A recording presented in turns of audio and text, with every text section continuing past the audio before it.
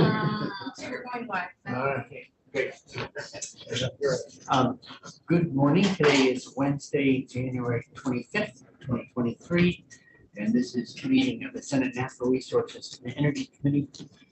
We are resuming our work on S5, known as the Affordable Heat Act, and we're here this morning speaking with our colleagues at the Department of Public Service. So, good morning. Thank you for coming back.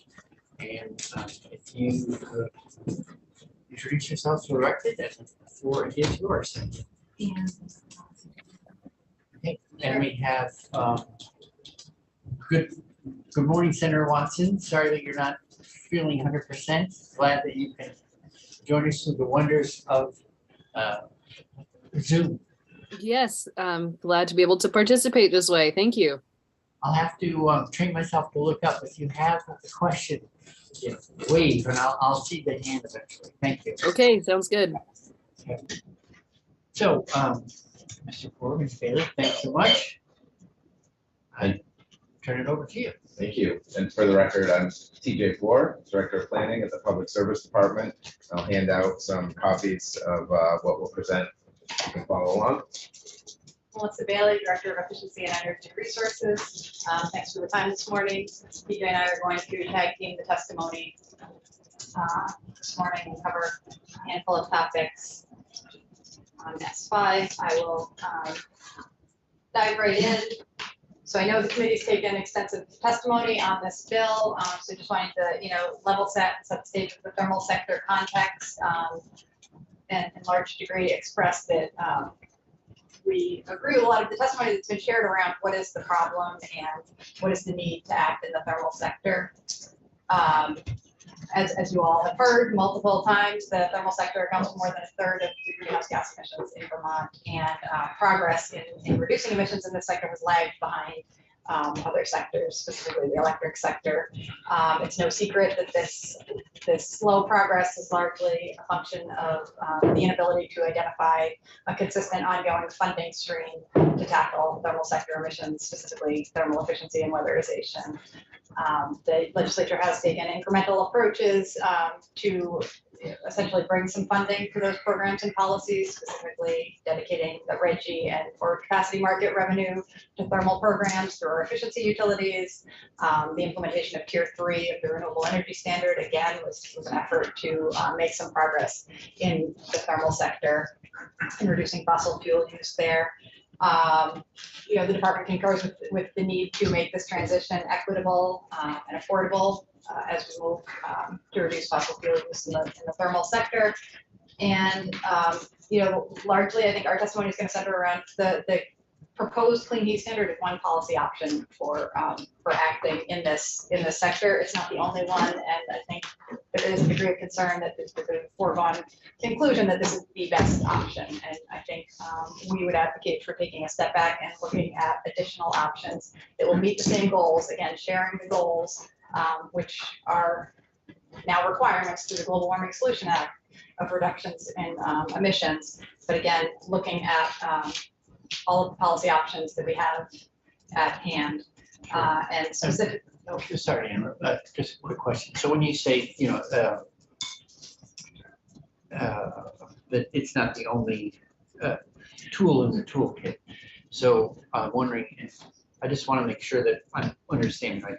It could be that we would do the clean heat standard and other things, right? And so I just want to make sure that I don't know if you're distinguishing like there's a choice and it's an either or we could be advancing, like Affordable Heat Act and something else. So that's what I don't know if you're asking for a pause on affordable heat and considering an alternative, or affordable heat shouldn't be the only thing in mind as you think about ways to move forward. I mean, as you started, we said, well, we already have RGGI, we have for capacity market, we have Tier 3. This would be yet another tool kit, so. Can you clarify? Yeah, thanks for that distinction. Yes, I think we would be saying a pause on the Affordable Heat Act while we look at what other options could get us where we need to go. And specifically, vet the costs of this policy and compare those honestly and openly to costs of other policies that, again, we know where the end target is, we know where we need to get, and are we looking at all of the options that would get us there? So it's not a debate about whether more needs to be done in the sector, it's really about how we do it. And Well, which- we're doing it with pause after pause after pause. And forgive me, Mr. Chair, but we have a plan before us. And is there a plan that others have that they would put before us instead of, and this is, you happen to be the 13th person coming down the line who has complained about you're about to complain in a polite, thoughtful way, without a suggestion. And I hope the testimony doesn't come across as not having a suggestion. I think we're going to get into both the timing and what's being done right now. So I want to really clarify that we are not asking for a pause on action in the thermal sector. And I think our testimony last week spoke to what's being done in the thermal sector. And again, we're going to get into the timing. I think there's a real question about what additional could be done in the thermal sector if this bill passes versus if it does not pass. I think there's an open question there that we may be maxing out investments in that sector right now. So the level of urgency that's being discussed around this bill, I have questions about. And again, our position is not that we're not advocating for a do nothing approach. We're advocating for implementing the approaches that are underway. And again, I think the biggest question that I have that about the clean heat standard is really the administrative costs. What are the structural costs that we would be imposing in order to get to that end goal, in order to get to that goal, and how do those compare to other ones? Every time I think about adding up costs and get to say $1 million, I think there's 80 or 100 homes that aren't weatherized because of administrative costs. And I think that we need to have that conversation transparently with all the data in front of us. And I'm gonna. So as you can tell, the committee is anxious to, well, the legislature, I'd say, is more generally anxious to make more progress. And so a pause is after not making as much progress as we would like prior years. It's sort of unwelcome news, but we also, we want to hear it and think it through with you. So I would, think we'll curb our enthusiasm and just say, let's listen, hear out what you have to say, and then we can go from there. So thank you. Right. And so Thank you for being gracious, like some people often refer to as outbursts, but thank you. I understand there's a lot of passion around this issue. Just appreciate it. so I'm going to bring it back to, as I often do, and hopefully you're not too sick of me hearing about this, but about the comprehensive energy plan, right? Because that was a big effort that the state undertook in 2021 in parallel to the climate action plan. And it talked about the clean heat standard, and it identified the clean heat standard as a promising solution. But it did say that we need to transparently consider the pros and cons of the clean heat standard. So I think Senator Bray, you asked if we're recommending a pause. I might frame it differently as it's not pausing, it's still moving forward, but it's doing the requisite transparent analysis, bringing voices in that we don't normally hear from, in determining what policy path we should go ahead with. And folks in the comprehensive energy plan, when they look at it, they go to the electric sector, they go to the thermal sector, or transportation, but there's up front in the second chapter is a whole section on decision-making frameworks and how the state in its energy policy tries to balance 202A and tries to move forward in making decisions. And it takes a lot from integrated resource planning, which is the department's expertise, and it talks a lot about benefit cost tools, using benefit cost analysis and looking at things from not only a societal perspective, but also a ratepayer perspective, or in this instance, a Vermonter perspective, looking at costs and benefits to participants in the program and to non-participants, and seeing how those kind of play out, depending on how you draw the circle of your analysis. It also kind of talks about equity, including procedural equity. It talks about planning for uncertainty and how much uncertainty there is. As Bailey just mentioned, and we'll get into more some of the investments that are happening and kind of whether we can do more immediately or not, and how that plays into the timing of how we go forward. And then just really setting milestones so that, okay, now here's the decision point. Now we can move forward. So I know I talk about the energy plan a lot in here. But it's really our North Star, to use a overused term, but we do use it to guide our thinking going forward. So just to ask sort of the obvious question, so thanks for citing the CEP, which I refer to from time to time, and I'm always, when I do, I'm almost always saying, and it doesn't get consulted enough. There's a tremendous amount of work in it, and we'll look in one small section, but I think it would be good for lots of folks to consult the CEP more often. The recommendation that you're citing in here from page 188, I think I know the answer to this, but I don't know. Did the recommended study completed by January of 2023 happen? It didn't, because the Public Utility Commission wasn't assigned that duty, right? And so instead, this is the study that the administration has taken on, and it's in the, I think it's in the process of doing. We've hired Energy Futures Group. The Climate Action Office is the contracted entity, but it's really a partnership between Climate Action Office and the department to actually do this work. And so I think you've heard a lot about this from Secretary Moore, and that is the study. I think we'll talk about that a little bit more as well. All right, and I think they've already hit some milestone. I think there's a first milestone hit, but then is there not a draft report or a partial report in the beginning of March? Sound familiar? I believe so. There's some qualitative analysis that will be done kind of in the next couple of weeks, I think, to narrow the options and say at a high level which ones are promising enough to move forward. And then I'm hesitating on the exact date because the contracting process took a little longer than we expected. So I can't say if it's March 1st or March 31st or exactly what date it is that there's the initial round of results. Okay, so we can speak with that being administered out of the secretary in our secretary's office. Yes, specifically the Climate Action Office. Okay, so we can check with them on details of what's coming back in when. Yes. Yes, I believe so. Yeah, we're gonna touch more on that, but I believe the full cost effectiveness study will not come until the summer after legislature, just to set expectations. But again, getting back to the timing and what I was maybe potentially pushing back on a little bit a moment ago, is just a reminder of what we're doing in the thermal sector right now. Again, some of this was in my testimony last week in terms of department activities.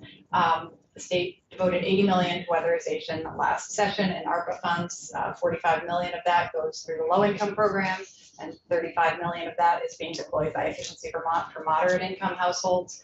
The department is deploying 32 million in supporting policies, heat pump water heaters, electric panel upgrades, et cetera.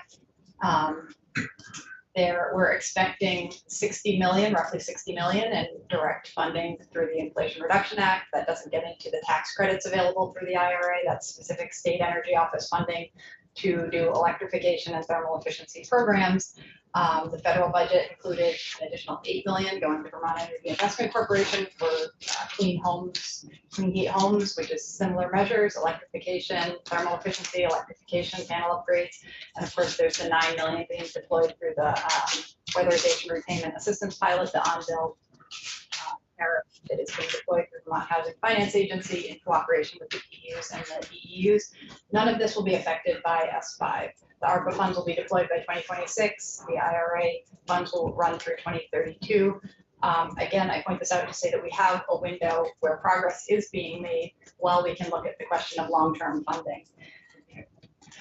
So I couldn't listen in, right, and you went through those numbers. Can you send them after? Just Sure. to make sure I get that right. Yes. Thank you. Absolutely. And I don't have a grand total, but yes, millions being deployed. And again, we hear as we work with program administrators, there are supply chain challenges and there are workforce challenges. OEO, Efficiency Vermont, other entities are working on building up the weatherization workforce. What does that look like to have a sustained workforce that can weatherize 90,000 homes over the next 8 to 10 years? Putting more money into the system may not yield more results in the near term. We may be at capacity for the system. So one thing in terms of timing, so the bill, as you know, doesn't become effective until 2026. But it creates the structure to be implementing a program in 2026. So the near-term challenges that you're talking about in terms of work, which we've talked a lot about, trying to build a big workforce development group, et cetera, et cetera. And so between workforce and supply chain, those seem like, and the funds you're talking about deploying, like the 80 million, 60 million, it would seem like all those things could continue to unfold while a plan in the form of an order, a plan for the Affordable Heat Act was developed by the PUC. So I'm feeling like they can happen in parallel without interfering with each other. So I'm not sure if you have some thinking about that. I think you're a very clear thinker. So I'm trying to see why we don't have an open lane to develop affordable heat and let all the work you're talking about also continue. Yeah, and I think that's just a difference of opinion on whether affordable heat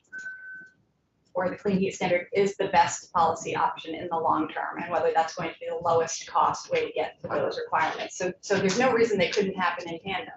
And if we continue our analysis and in 2025, it looks like the price tag for Affordable Heat Act or Clean Heat Standard versus an alternate policy, this price tag is much bigger than did we make the right policy decision. And what I'm saying is that we have time to evaluate those options and pick the least cost best policy without impeding progress in the short term. Sarah? Thank you, Chairman Bray. And please tell me, you've been asking questions, so if you want me to hold, I'm also happy to hold. But I guess I want to understand, because I think you're making a clear point with the supply chain challenges. What I'm hearing from my constituents who do the work is that they don't have consistent funding. And that's where a lot of the supply chain challenges are coming from, is they can't hire on workers for a short-term burst of federal funds that's going to go away, that then they're going to train up people and then it's going to go away. So that's what I see as the main actual benefit of the Affordable Heat Act, is that consistent standard. So I'm wondering, are you going to describe to us another consistent funding stream? I think there's a handful of funding streams, and again, we're having a consultant look at cap and trade, cap and invest, carbon taxing, all of the policy options that are out there. I think there absolutely needs to be a commitment to a long-term sustainable funding source. Absolutely, to give the market that certainty, to give the workforce that certainty. And it's just really, we're in here saying, tap the brakes on the Affordable Heat Act while you look at all of your options and decide which option is best. And I know that there have been studies done before, I know there's been analysis done before. The baseline has changed.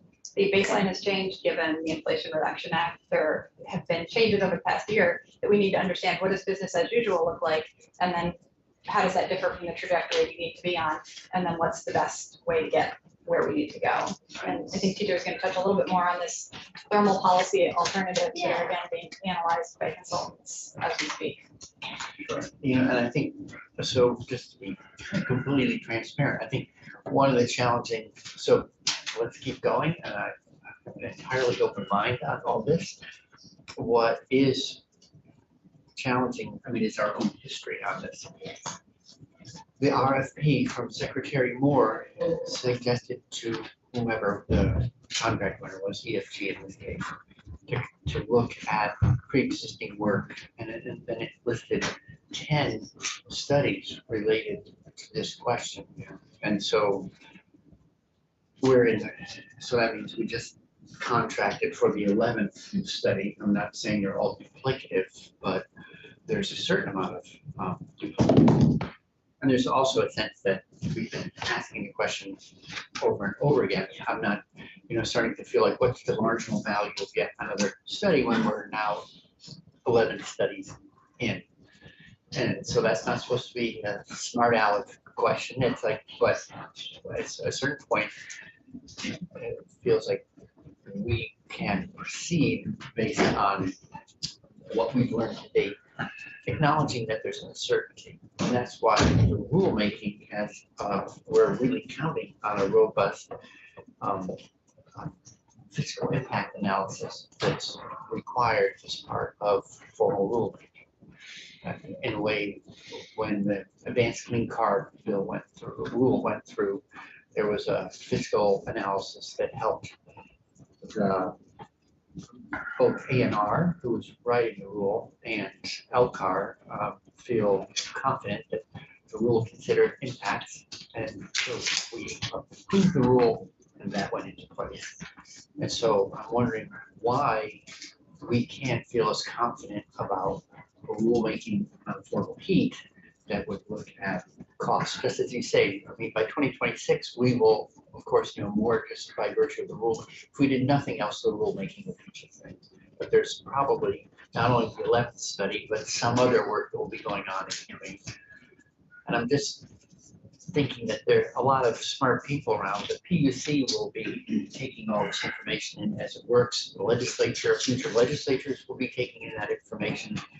We have a whole year built into the schedule, whole legislative session, for the legislature to have learned more and either ask the PUC to make changes to the rule prior to bringing it to the Secretary of State, or we could say, we're going to build in a hard stop on something through a statutory adjustment, right? Statute that controls the implementation of that rule.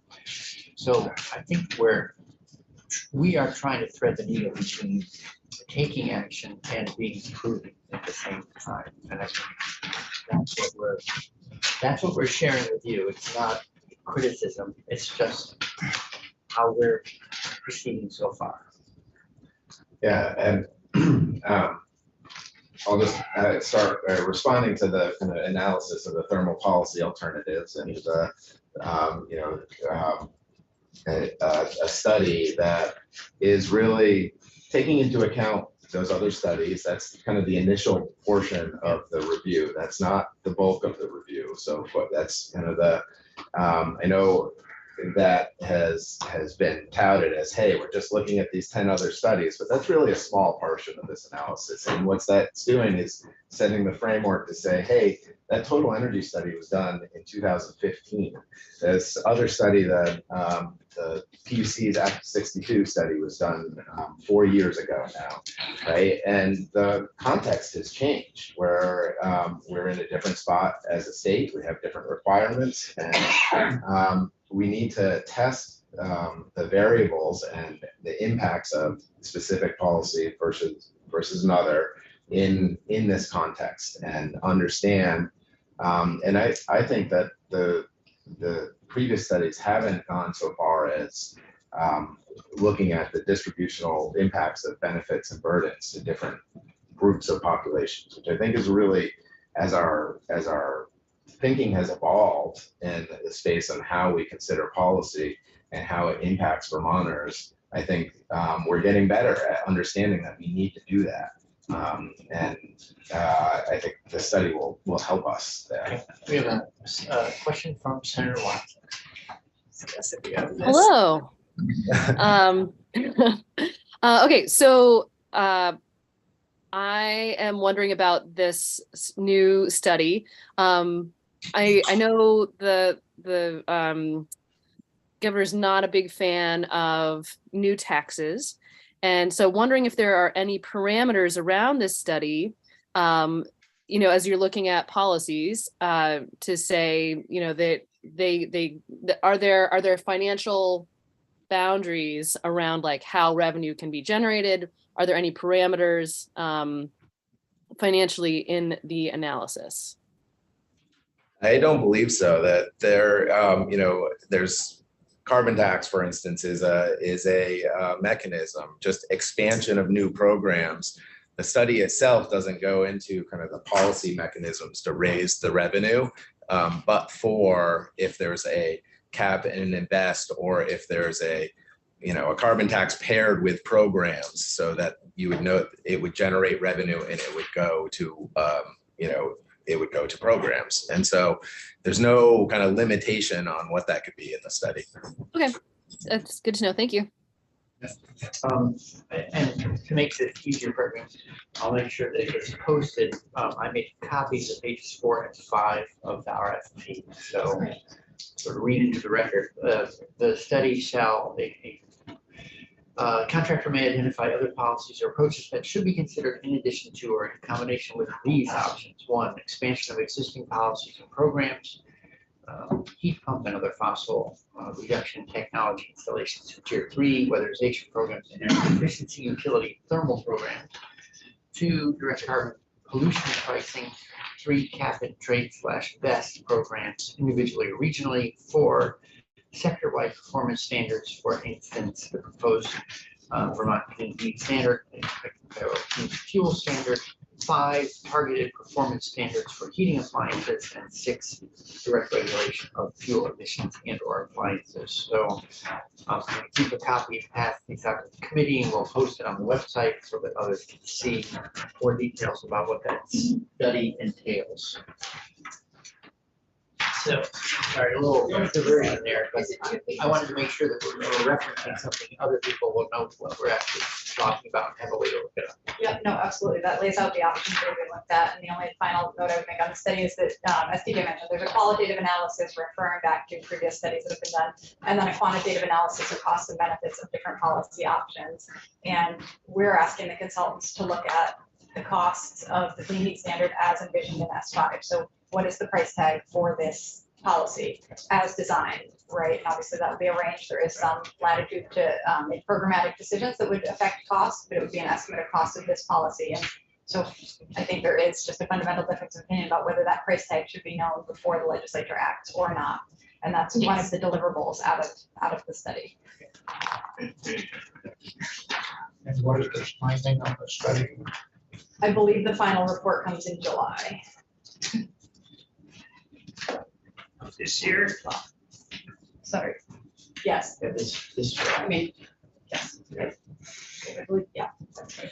Won't be in the last year, that's right. So you suggest we're not past the bill this year? That's what Yes, you're saying, okay. yes, we could make a better informed decision once we have this data in front of us.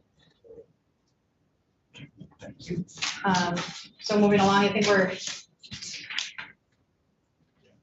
backwards here, yeah. This is just kind of a reframing of the discussion for policy questions. Again, acknowledging that the Clean Heat Standard. sorry, we finished jumping around enough. What page are you on? I'm sorry for not numbering this slide. No, you're Oh, right. yeah, there are 6 core policy questions. Okay, great. Again, just recognizing that the Clean Heat Standard is going to give credit for a lot that's happening already. And this is really a reframing of the discussion around what additional needs to be done to meet our requirements. What are we already doing? So what can we subtract from that? And then what else needs to be done, and how do we best achieve that increment of what needs to be done? How do we do it at least cost? And when we say least cost, of course, we don't mean most cheaply.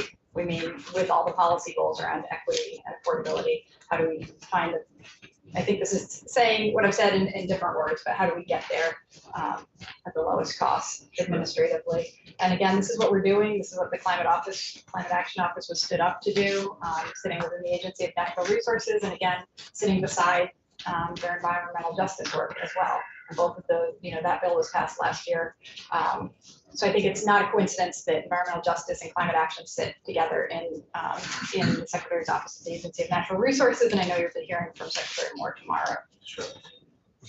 So on the affordable and affordable heat is very much focused on the same notion of least cost. How do we know we know we need to reduce emissions. The question is how, and how to do it in the most affordable way. I'm sure we've all shared that same goal. The question is how do we get going on it or make more progress sooner rather than later? On the electric side, you have the power of compelling utilities to come in with your plans, the IRPs, right? So you can help vet how well they've taken a least cost path forward and minimize cost subsidies and all sorts of stuff. How do you envision the state playing a similar role when you don't have that power over, you don't have a set of regulated fuel dealers that have to file, IRPs with you? So how are you thinking about, Well, do we have to impose that through a rule, order, or a legislative program? That's where we bring to bear that frame of mind, as opposed to getting filings from people, which would be handy, but we don't have a way to. right. It's an interesting question. I'm not sure if the analogy between the electric sector and the fuel dealers is perfect because, just their utilities are regulated in the manner that they are because they have captive customers and Yes. they're price regulated, whereas and they're making investments with ratepayer dollars that bear out over a long term, right? And the fuel dealers do not have that. I don't know that the Affordable Heat Act does that either, in terms of having them, make a long-term plan for investments to how they move off. It's either they do it or they don't, or they can make least cost investments, or they can make costly investments for their customers or not. And there's not kind of that regulatory, there's not the same regulatory hook that there is in the electric sector. I think where it comes to bear is in things like the energy plan and these long-term policies that we have put forward, our state energy policy in 202A, and the thinking behind how we implement that. Thank you, Chairman Bray. So let's say we agree with your assumption that we have the time and opportunity to wait on these questions. And we go, you know what, you're right, the Affordable Heat Act, that wasn't the right policy, but let's wait, let's do this study, let's hold out. The recommendations come out. Is the governor at this moment, is the administration comfortable in saying that they will support the recommendation out of that study? I think the short answer is that neither of us are able to speak for the governor. Would you say, okay, fair enough. Who should we ask that question to? You are welcome to ask Secretary Moore. Again, that is way above my pay grade. What the governor, the administration is going to support in a future scenario, right? Next legislative session after we have those recommendations. So if I am understanding your argument correctly, you believe that we should wait to do the study, although it is unclear if we were to even wait and do that study, if the governor would support those recommendations. Yes, I think you all will be making a decision with more information than you would be making it right now. Okay, and what I think is concerning to me is I think that there is not enough, there will never be enough information from what I've understood from the position that has been taken for you to feel comfortable to jump on something. For me personally, And sorry. I understand you're in a tough situation just based on who you are siloed within your department. So please answer as much as possible. Not speaking for the governor, again, I would be more comfortable making a policy recommendation, knowing that I have costs and benefits from a set of policy alternatives rather than one proposal in front of me. I personally, again, not speaking for the governor. Yeah, and I would say, our constituents in Windsor don't have the luxury of waiting and feel that there is enough information available to make an informed decision. So I want to go to the next page here. And I think it helps and speaks to your question. It probably does not answer your question, but it speaks to it in terms of, initial recommendation we have here, and we have some specific, our notes here that will explain some specific concerns with the bill as it's written that we want to talk about, but as we said, we want to let the thermal sector analysis play out, but I think you'll hear more from Secretary Moore tomorrow about setting the framework to actually regulate this industry, right? So have some reporting and better understand who the entities that are obligated are, what their what actual their fuel sales to who and to what parts of the state are, and to get them used to being regulated in this manner, right? They're regulated for safety, they're regulated for a number of things, but they're not regulated in this way for taking responsibility for emissions. And so reporting on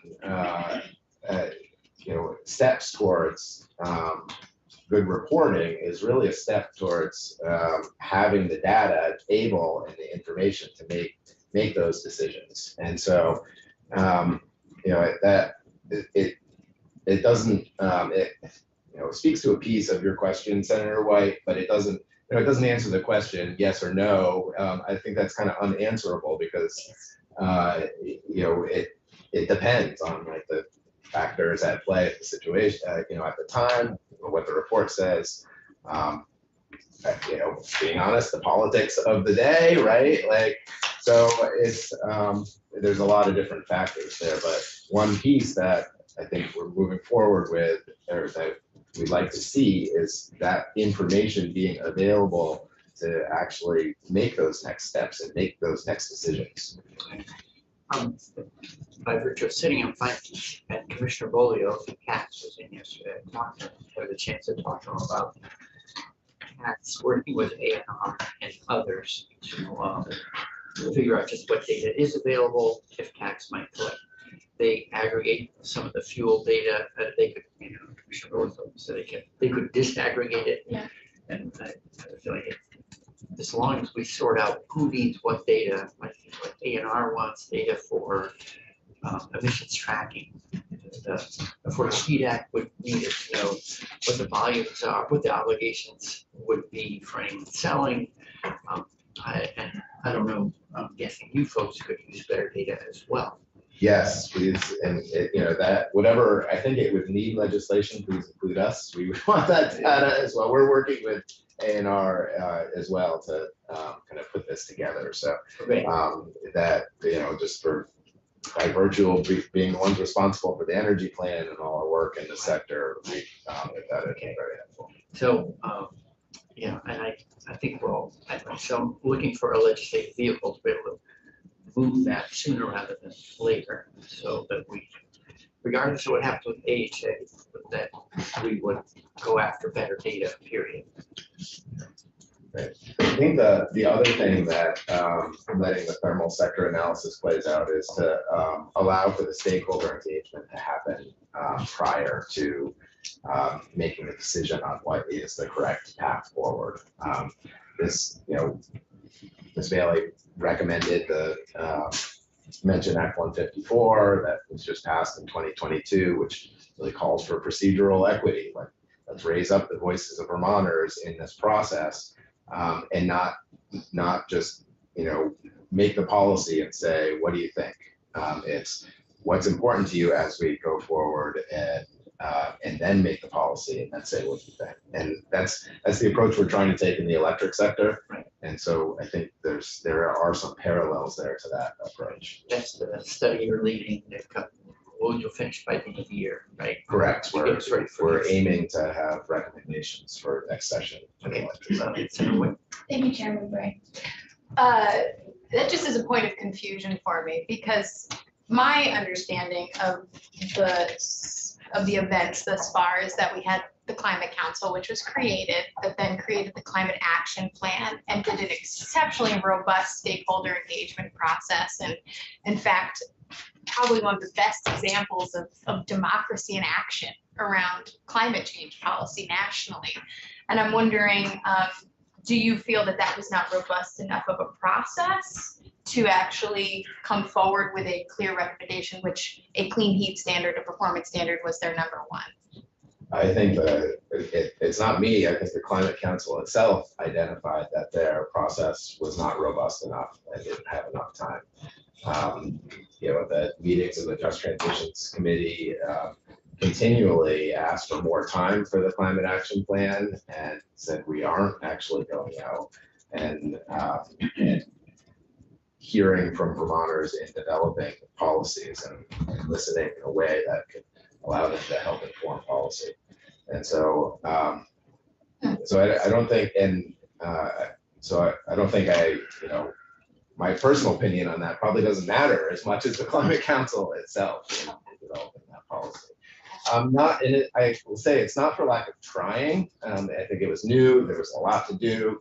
The energy plan was going at the same time, and we had public hearings and workshops, and we tried as well, and I think we fell short. And we identified that, and I think the Climate Council also identified it, and said we could do better.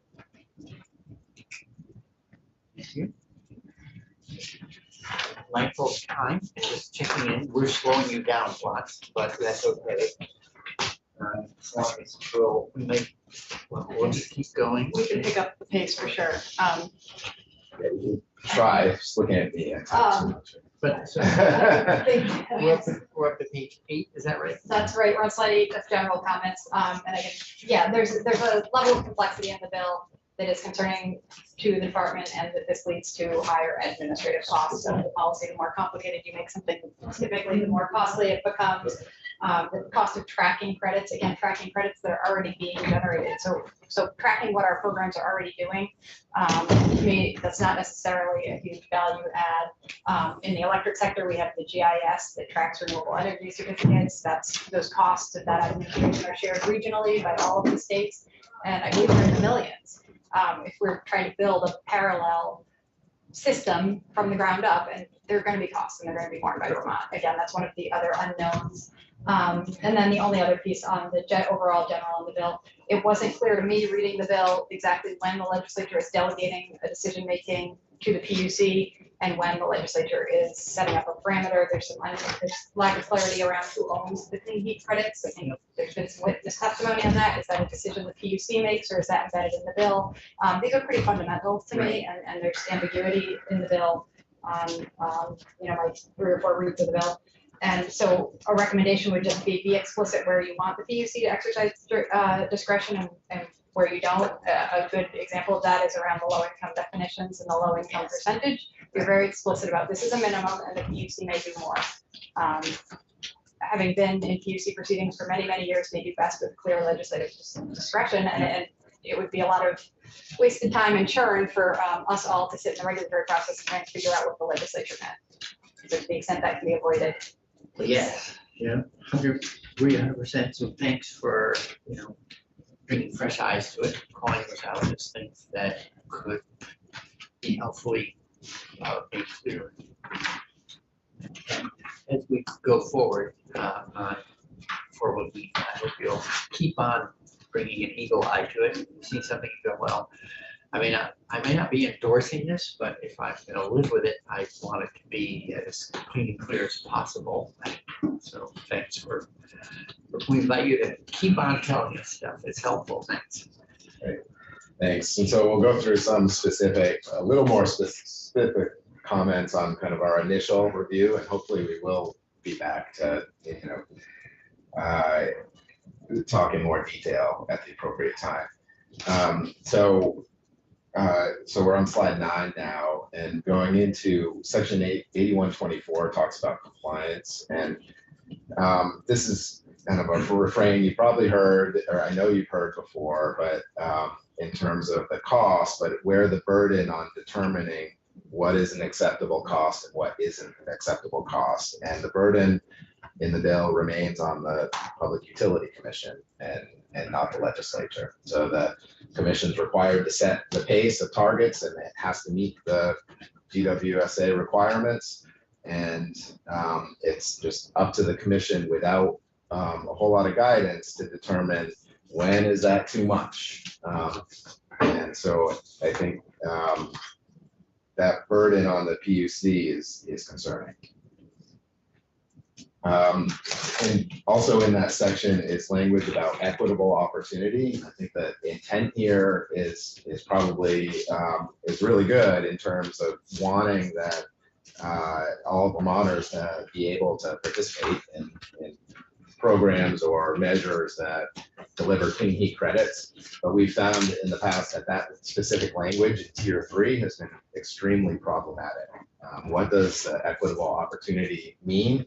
Is it just that there's a program available and they could take it up or not? And, is that, they've had the opportunity. Is that really the intent of the legislation? Moving on to 8125, the eligible measures in this version of the bill, renewable electricity is included. And it's unclear why that is included. It looks like, net metering, for instance, could be an eligible measure. And I think that's really problematic. Crossing sectors, the goal of, of this broader effort is thermal sector reductions, and renewable electricity will does nothing towards that. Can I ask a question? Sure, on that? sorry. Could you just explain that a little more? You believe renewable electricity will not help us meet our thermal goals? Because my understanding is that is actually a huge part of how we meet our thermal goals, to help folks transition to electric, to then reduce their overall fuel use with like heat pumps or. So maybe Right. I'm misunderstanding. So maybe I should have I misphrased it, but so currently our electric portfolio is a few percent of our total emissions, right? It's very low, and it's relatively clean. The renewable energy standard, the policies in the electric sector are what drive the cleanliness of our electricity portfolio, and so adding it as an eligible clean heat measure will do nothing to increase or decrease the amount of renewable or clean, I should say non-emitting electricity, because that is set by the renewable energy standard and by our utilities portfolio. I think I'm understanding. Thank you. Well, thanks for raising that. I know that we've had some discussion around it, so I'm flagging it for, we'll slow down and have more discussion on it, take some testimony. We're flagging the equity advisory group. We're just concerned about the structure of that, and that we need more thought is needed on how it relates to the EJ bill and the equity advisory groups, the EJ advisory council, I should say, that developed in that bill, and just that, the EJ bill causes all our state agencies to develop community engagement plans, and that process happens over the next year and a half, 2 years. And how does that relate to what already exists? What does it do more, and how does it does it have any authority to make any changes that come up with anything? Well, and I know that as we went this, this equity group was first with an idea before we did the EJ bill. So it made me wonder the same thing. What's the relationship? Is it duplicative? Could we somehow leverage the larger EJ equity group to play that advisory role? I need to think through more. It may be that it's such a specific set of considerations that it would belong in that larger, more generic group. I don't know. I think that's why it has its own equity advisory group at the moment. The last one on this page is section 8128, consumer protection, and we brought Jim Porter here to talk about that section. So hopefully he's still on the line. Morning, I'm here. Mr. Porter. How are you? You're in isolation still. We don't know where you are. I've been in my basement for 3 years and I'm not sure I'm ever gonna get out. One of these days, I hope. So thank you. And mine's very brief. And for the record, I'm Jim Porter. I'm the Director for Public Advocacy at the department. So I'm in the legal division. And I really had a question about the consumer protection piece. And typically, just so you know, when in our world, when we talk about predatory behavior and those type things, we typically refer those to the Attorney General's office. You know, the Public Utility Commission's jurisdiction is, it's not expansive, and there are certain things that they can and cannot order. And so really, I think our question was, where when we talk about the rulemaking, it says that the Department of Public Service, in consultation with the Attorney General's office, shall file proposed rules and shall come up with how customers will be protected from fraudulent and predatory actions and what remedies are available. And so my question was, did you anticipate that the department would actually take on what I would say is the traditional function of the Attorney General's office with consumer protection things? And if so, would that be something that would be litigated before the Public Utility Commission? Or, you know, I think sometimes the Attorney General's office, when they do take action, they will go to Superior Court. And so I just had some confusion as to what the intent was there with the consumer protection piece. Right. So that, in a way, that language is placeholder language. It flags the issue more than solves the concern. It was at the time we were wrapping up the drafting. I asked Mr. Chakowski to put in language, knowing that we needed to vet it with you folks because of your ongoing work in consumer protection, as well as the AG's office. So we're also planning, the AG's office is scheduled to come in and provide testimony to the committee. Do you have a recommendation to this committee about how to handle? I would defer to the AG's office on this. We do work closely with them. You know, we handle a lot of consumer complaints, and sometimes they move into the realm of consumer protection. And I know our Consumer Affairs Division has a good relationship. I mean, one of the easy things would be maybe have the AG's office propose the rules in consultation with the department.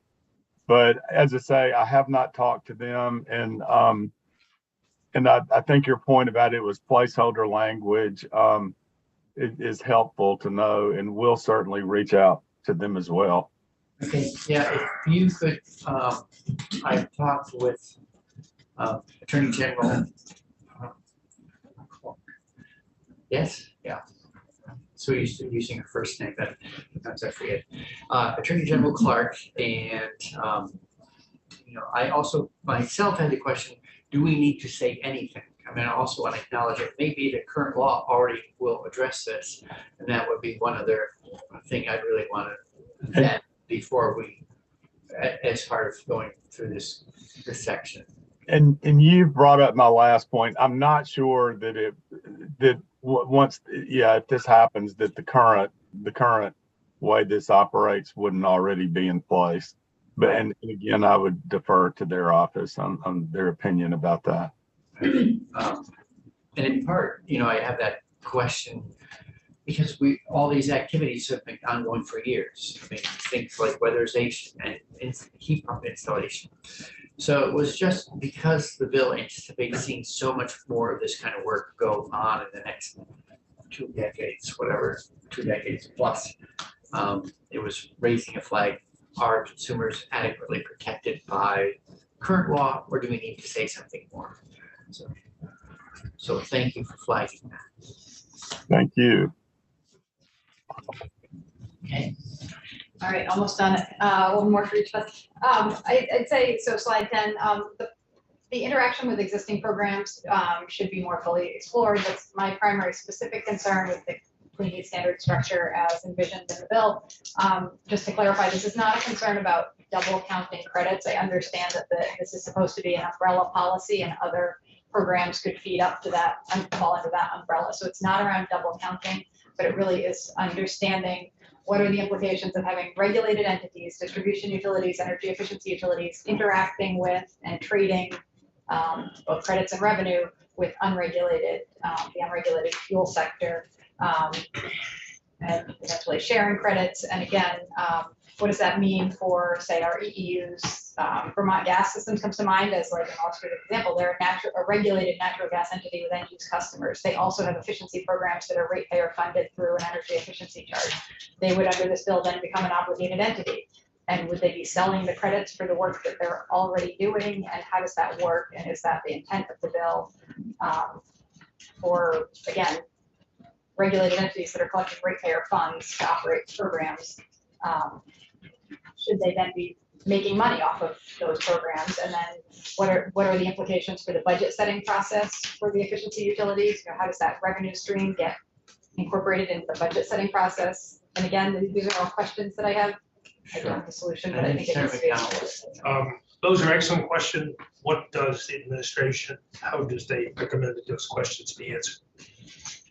I think that those should be answered in the design of a policy. If we move forward with a clean heat standard, that those should be vetted through a regulatory process. These questions just came up today or yesterday or last week or last month, or they've been around for a couple of years? It's been around. We suggested specific bill language last year when this bill was debated on this very issue and it wasn't adopted. So what answers has the administration developed in the intervening years since they first asked itself these questions? Bringing the stakeholders together to evaluate the pros and cons of different regulatory structures and how these credits are treated under the regulatory structure. I'm not going to sit here and tell you that I have the answer.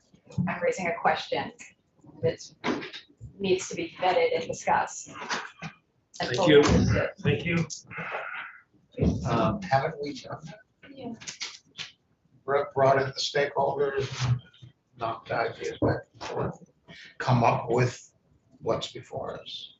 I'm not sure I understand the question. Who's we and what context? You answered Senator McDonald that what we should do is bring all the stakeholders together and answer the various questions you've raised.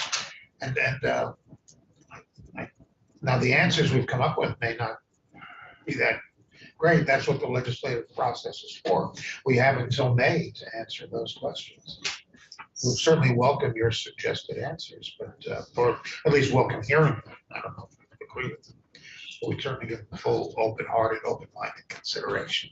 Sure. I think that hearing from more stakeholders, I don't know that we brought all the stakeholders together to discuss the issue of how regulated entities interact with the unregulated entities. If you've taken testimony on that, I guess I have missed it, and I would recommend bringing in the efficiency utilities, bringing in the distribution utilities, bringing in the fuel dealers and all of these new market players that would be implicated by the bill.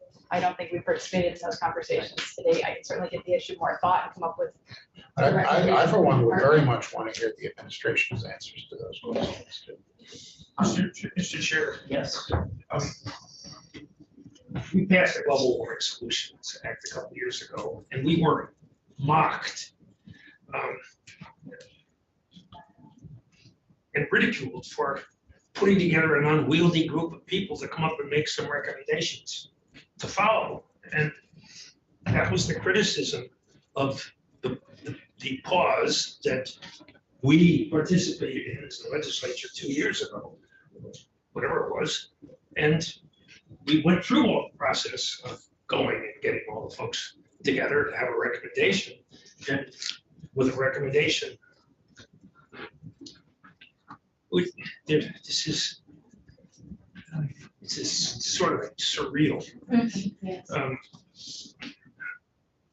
And I keep bringing up Pat Polson at this point, who's had a solution to the Vietnam War. And he said when he ran for president as a comedian, that his plan was, if he was elected, to fool around in Vietnam for another 4 years. That was his plan. Trying to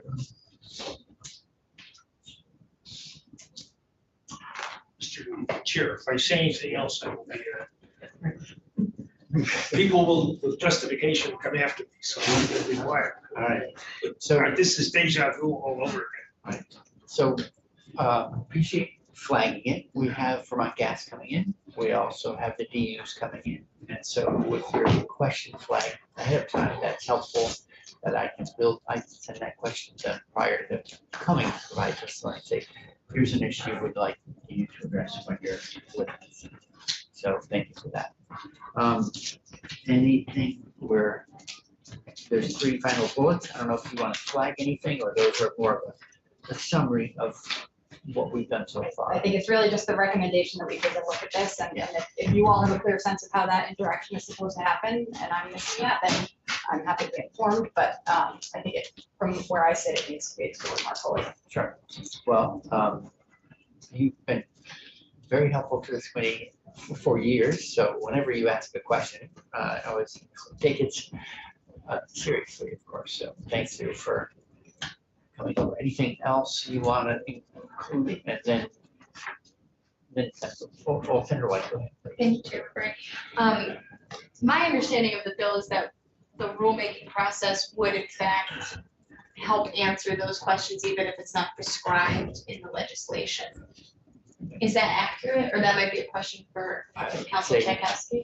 There's some crafting to do, like, I think it's the more, without being overly prescriptive, I think it's helpful for us to be clear in setting parameters for them so that they're, when they undertake, because some of those parameters can end up being, in essence, policy choices. They may not be called policy choices, but you set parameters and you steer the program one way or another. So I think the degree to which we can be specific at this point, that'll be helpful to everybody. Yeah, and I think that that's what we're trying to strike here, is to try to not be so prescriptive through the legislative process that we are undermining the ability to create effective policy. And I think that we've struck a really beautiful balance with the bill that we've crafted so far. And I would just say we could share the language we shared last year again. It comes back to my point about being clear when you're delegating to the PUC and when the legislature is retaining responsibility for the policy choices. And reading the bill, I didn't get that degree of clarity. So that's just the vein in which my suggestions are offered. And I think TJ is going to wrap up really quickly on public engagement. Yes. Right. Senator So, Bushwick, you have a couple minutes to wait. Okay. Thank you for your patience.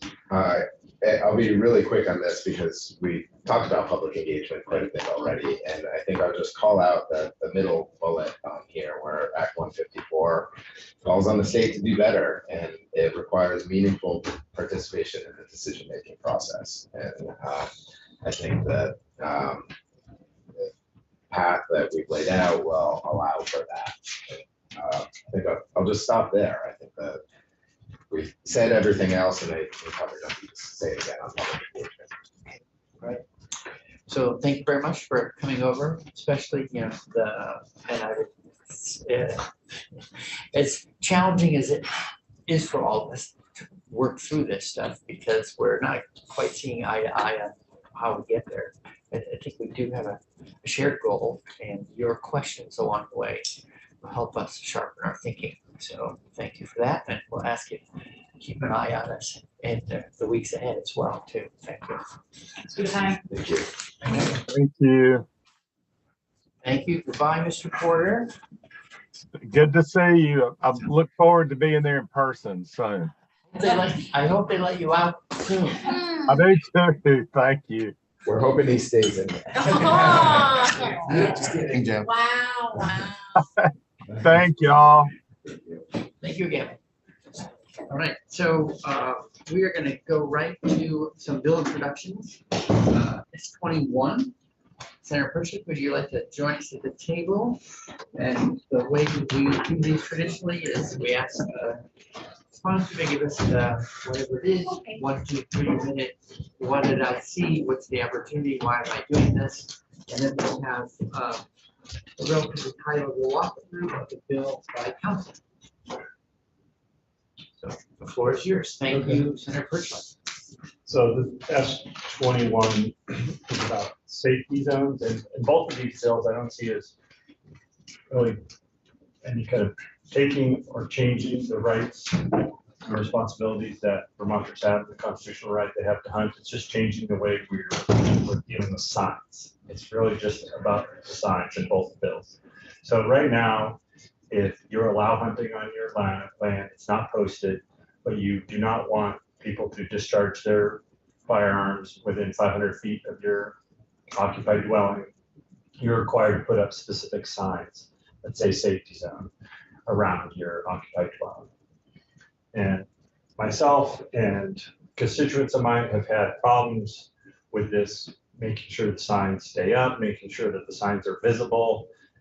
They don't find the signs attractive, so when they're walking around the property, they don't really want to see the signs. To make it sure that a hunter coming from any angle at any time of the year is going to see the safety zone signs and maintain them every year, they feel is onerous for safety. If there's a danger of discharging these firearms within these occupied dwellings, the concept behind the bill is let's just make that safety zone automatic. And so that's the hunter's responsibility to know where these occupied dwellings are and not fire their weapon within the 500 feet. Can I ask sort of just a practical question? Yeah. How is that a legal requirement that's an occupied dwelling as opposed to just a building you see? Yeah, because there's current statute on this now with the signs, and they talked about it's defined in there that how occupied dwelling. So it talks about a building or camp occupied by human beings or any barn, stable, or other building used in connection, blah, blah, blah. So that's an existing definition. So we just continue that instead of saying, if you want to have that 500 safety zone, instead of putting up signs, it's just an automatic safety zone because it's an occupied dwelling. Have you had any feedback from anyone in hunting community who said, well, how am I going to know if that's an occupied dwelling or not? I think that's the question. The feedback I've gotten so far has been concerned about the 500 feet when the 500 feet goes over a property line. And my understanding of the current law and the way this would be, but you can hear from council, is if it's your property, it doesn't matter the 500 feet. So you could fire on your property line within 10 feet of an occupied dwelling if you're on your own property. That's my reading of it, but you hear if that's any different. So they were, the way they read it, they thought the 500 feet pertained to just 500 feet. So they were worried, well, there's an occupied dwelling within 500 feet where I either hunt or target practice, and they didn't want their rights to be infringed of shooting within 500 feet of an occupied dwelling that's not on their property. Right? But I said, if you're on your own property, you can fire your weapon. It's just, this is only when you're not on your own property. And it would just be their responsibility to know if it was an occupied dwelling. Basically, the definition is you can kind of tell if somebody is there or if activity is happening in that barn. I mean, I guess people might have a shed that's 500 feet from their other occupied dwellings that you could fire within that. But I think because of the safety concern, there would be an abundance of caution that you make sure before you fire your weapon. Sarah White. Thank you, Chairman Bray. Is there any liability that changes with this bill? I'm just thinking, is there any new, would this affect insurance at all? I guess I don't want to jump into something if it would affect someone's ability to get, yeah, I'm wondering. I'm not that I could think of or have heard of, because it's, you know, the existing rule is you put up the sign. So we're just saying you don't have to put up the sign, that the safety zone's automatic. I would think it would make it more safe, and so yeah, it would be better on an insurance. Because I thought you had to put the signs for insurance reasons, but that might just be a bad assumption that I have colloquially. Yeah, I mean, we used to put up the signs, but then it just became, you know, a chore that we didn't get to as our lives got more busy. And then also, we just felt like there was always going to be some angle that a hunter could come from and not know. So we would just like that to just be the automatic. Yeah. Okay. And I've talked to hunters that, you know, if the hunters are like, you know where they're hunting, and know where, even if they're walking through the end, that they would know where the occupied dwellings are. They look at topo maps. If they're crossing property lines, they should be talking to the town clerks and knowing, you know, where they're allowed to hunt and not. Thanks. Yeah, that was my. Anything else you want to say about safety zone? The only thing is, when I read it, reread it, we struck out, it said fire, discharge a weapon or take a wild animal. And the way it was, when we altered that, it seems to me that we also, we changed that you can discharge a weapon, but you could still take a wild animal. And so I don't know, if you take up the bill, you just want to make sure we have that wording right. So it's like, could somebody take a wild animal with 500 feet of the occupied dwelling, just if they do so without discharging, I think the word is firearm. So I assume that means like that they could still use a bow or a crossbow within 500 feet, or maybe if they just want to tackle it, and I don't know. Or trap. Or trapping, so that taking of a wild animal and how that pertains to the safety zone. I mean, my concern is the firearms, but Yeah. you just might want to clarify. That was the only thing that I thought. There's a class of bows out there. That's dangerous. I Very don't know if powerful, it's dangerous to go, but certainly are dangerous. You can kill a person. Oh, definitely, yeah. So you might want to look into that. And I don't know if you want me to also do S22 before you hear from council on S21. Why don't we, so you can go back to committee, let's do this 22 as well. I appreciate it. And then we'll ask council to walk us through both. So S22 is similar about signs, but this is about posting your land. So posting your land to not allow hunting. So hunting is allowed everywhere. Basically, it's a constitutional right to hunt in Vermont unless the land is posted that you can't hunt there. And there's signs required to put up around the property saying no hunting.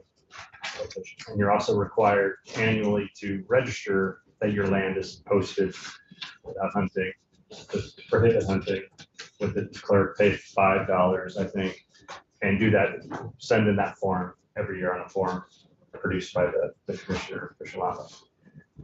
What this bill is, what we heard from, Anthony Flea and I last year, 2 years ago, heard from some senior citizens in our district that just said they can't do it.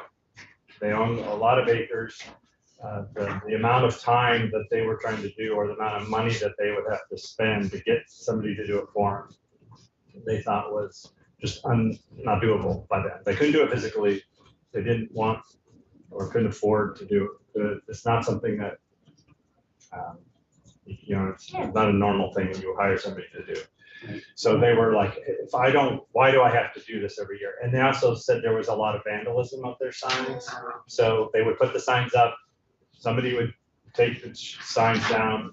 A lot of times the signs were shot at, they said. So the signs were gone, and then a hunter could go through and not see that one sign or two signs and be on their property. They would run into them on the property and say, oh, we have a poster. Then they'd say, like, I didn't see the sign. And they'd go back, and it's true that sign was fell down or taken down or shot off. So they said, What's the interval currently, the distance between signs? Is it 400 feet? 400. Yeah. Okay.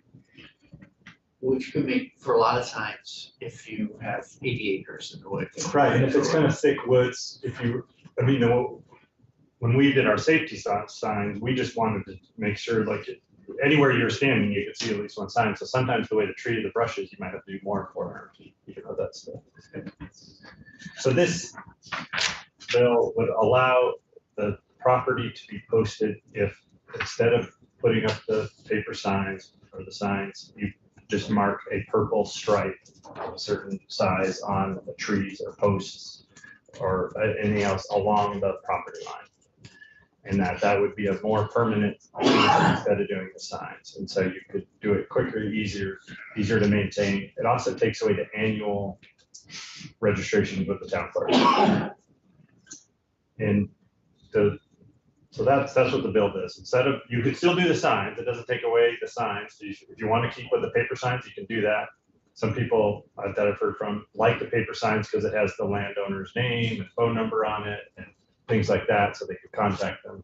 The purple stripe would just be a purple stripe, so they would know that, okay, this is no hunting or fishing here, but they would have to further investigate, but since you do still have to register with the town clerk, you could call the town clerk and say, whose land is this?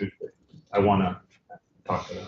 So if I'm remembering right from last year, that you can have a sign that says no hunting, no fishing, no trapping, or any combination of those things. You can pick what you want to allow. So does a purple stripe signify, as you're envisioning it, a complete prohibition on all those activities? So it's entirely unambiguous, like the answer is Yes. no, no, and no.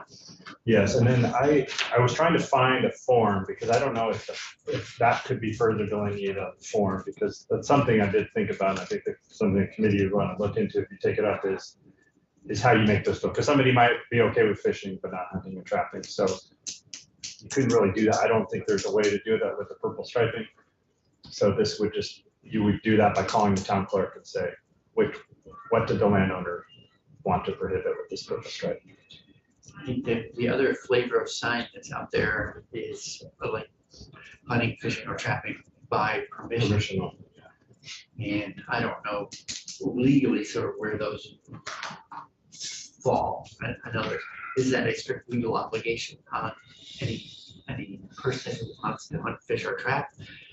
They have to go get permission actively, so, okay, so we can learn a little more. I think this is part of, great, it's good that you're reintroducing it. We talked about this stuff last year, and we just couldn't quite sort out the issues to get to the finish line. Yeah, so the two things that when I was re-looking at it and preparing to talk to you about it was the annual renewal. I heard from some hunters that feel like this will cause land to be accidentally posted, because somebody will post it, landowner ownership changes, or their just view changes, they might be buying more land or whatever, and then they forget to tell their town clerk. The purple stripes take a long time to wear off. So if you still require the annual registration, somebody that maybe sees, gee, those purple stripes are old, I know somebody else bought the land, I'm gonna call the town clerk, and if the town clerk says, oh yeah, they haven't registered for 10 years, then they would know they could hunt theirs despite the stripes. There's some concern that the stripes, would be too permanent, but my understanding from other states that have this, and several states have this, some states have purple stripe laws for trespassing. So it's not only not hunting, but you can't trespass. And this, they're concerned that, so what I was gonna say, the other states is that they found that painting over the purple stripe is a way of making it clear that it's not posted anymore, if that works. Chairman McCormick. Purple is the wrong color. That's the way it is in other states. Well, I can tell you, the term colorblind is a misnomer. It's color deficient, but I see purple as blue. Yeah. And blue is the standard trail marker for a side trail, a hiking trail system. Right. The main trail is white, marked in white. Tributary trails are marked in blue. I would see a purple stripe as blue. Well, then you would just follow the property lines. Well, I would think it was, I presume you see that at the property, let's say you're crossing it. If you're not hiking, you're not gonna follow it if you're out hunting. If I were hunting, Mhm. I would think, oh, I'm crossing hiking. I didn't realize there was a Oh, hiking trail, and then I Yeah. continue on hunting. And also, I don't know what color you'd want to use. You got white and blue are color, the colorblind people see. Mhm. And those are used for trails. Pink, colorblind people see pink as gray Mhm. or white. I think what you would need is perhaps a double, two colors. What we want to do is, would there be, would there be another state that's gone through these, be able to share with us the various questions and questions that they had, and how they resolved them, which would Yeah, address just what Perhaps, Senator McCormick yeah. is, Maine has done rather it. than have us, well, and search out for all the questions we haven't thought of yet. 15 states have done it. 15, so Maine, Texas, pick some Most use a single purple stripe. for I trespass. think one or two use a double purple stripe. Would council have a phone number of someone in Maine who is familiar with this that could share with us the number of questions that have come up and how Maine resolved them? So that we didn't have to I don't have a phone number, but I can find one. It's easy enough. to get Should we a number. decide to pursue this, that might be the most efficient way to do it. So you might want to talk about the annual update if you want to continue that to make sure that that the landowner really does want to post it. And the other thing was the title. I think Ledge Council doesn't let us change titles, but the title says that this is posting against hunting. An act relating to the posting of land against hunting or fishing. Even the word against isn't in the current statute that I could see about the signs. I would just like it to say prohibiting hunting and fishing because it's not against hunting. We're not saying hunting is a bad thing. We're just, there's some places where landowners do not want it to be happening. I just don't want to rile up people for unnecessarily just by the title of the bill. Okay, well, we're sensitive to the names of bills in this room here. Okay, Posting hunting policies. Yeah. anything else you want to flag for us?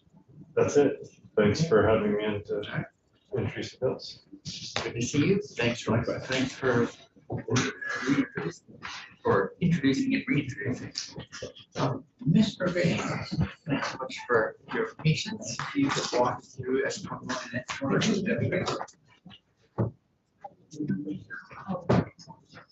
So we have a quorum by virtue of Senator Watson.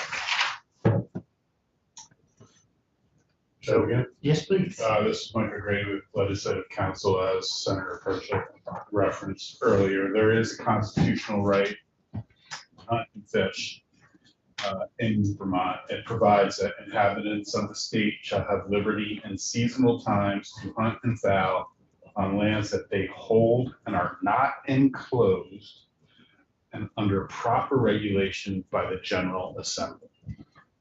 So it is not an unfettered right. If land is enclosed, the right does not extend onto that land, and the right only exists to the extent as regulated by the General Assembly. Does the term enclosed include posted?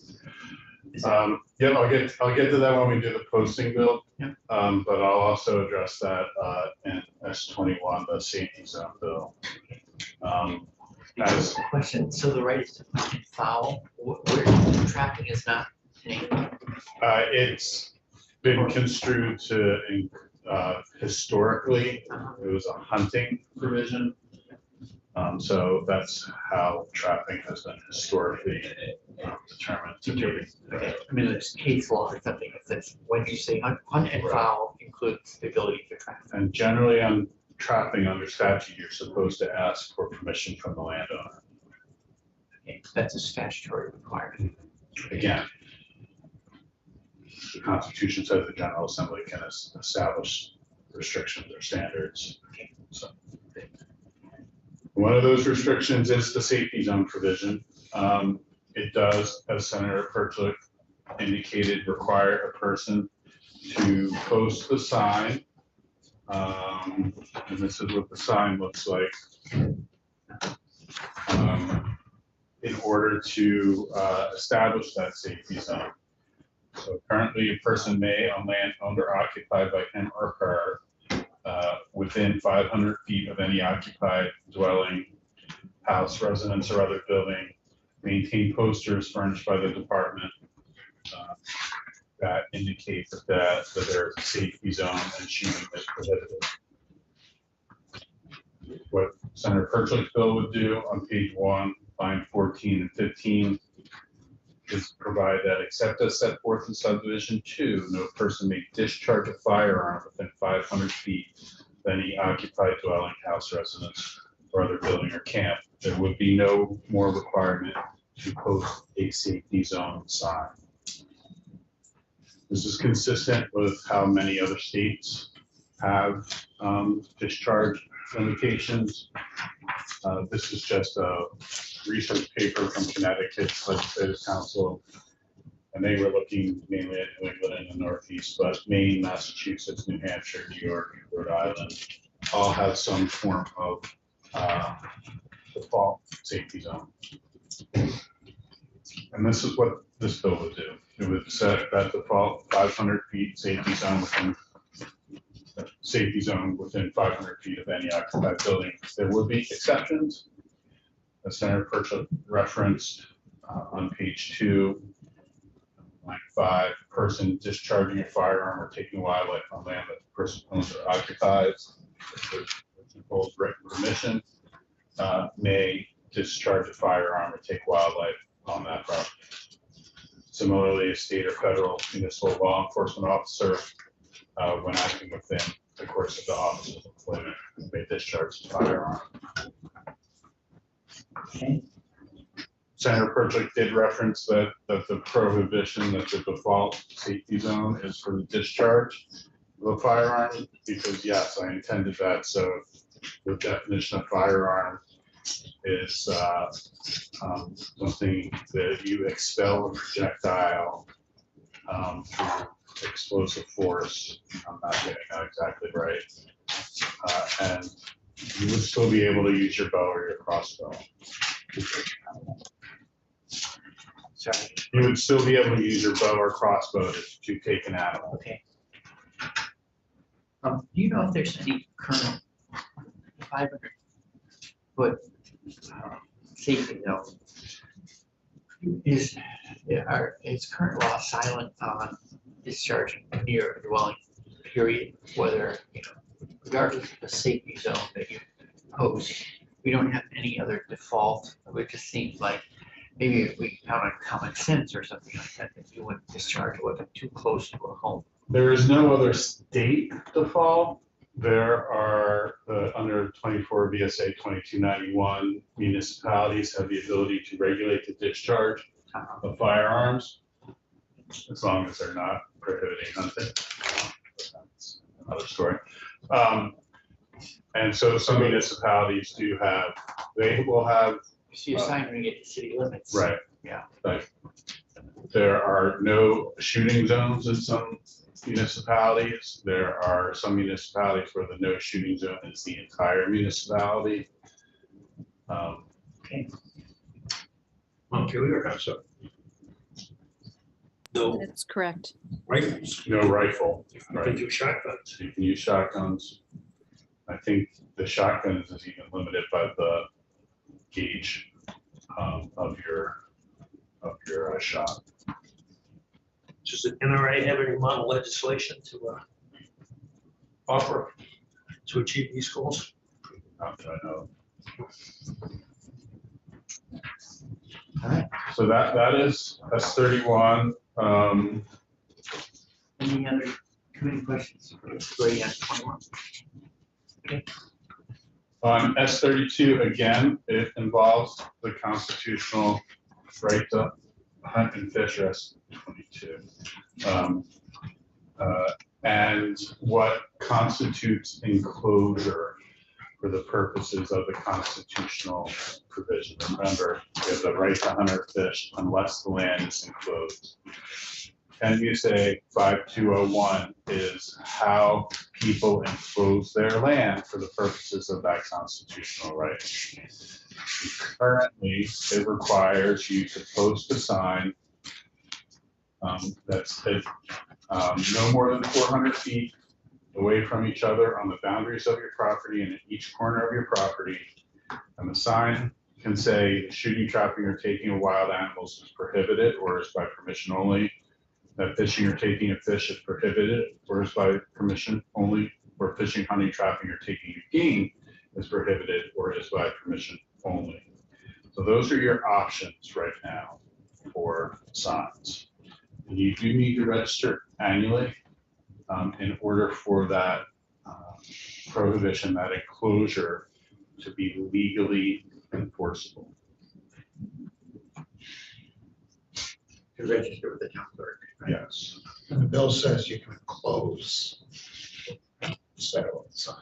That's Right. So instead of your signage being your only option, you will see that on page 1, you'll see a person may on land that they have exclusive control, may prohibit hunting or fishing on the land by maintaining notices stating that the current notices or maintaining paint markings on trees, posts, or other objects, provided that the marking shall consist of one painted line of purple paint that is a minimum of 8 inches high and 2 inches wide, that it be painted at between 3 to 6 feet above ground level, painted on a tree, post, or other object that is visible to a person approaching the land, and shall comply with the requirements of subdivision B.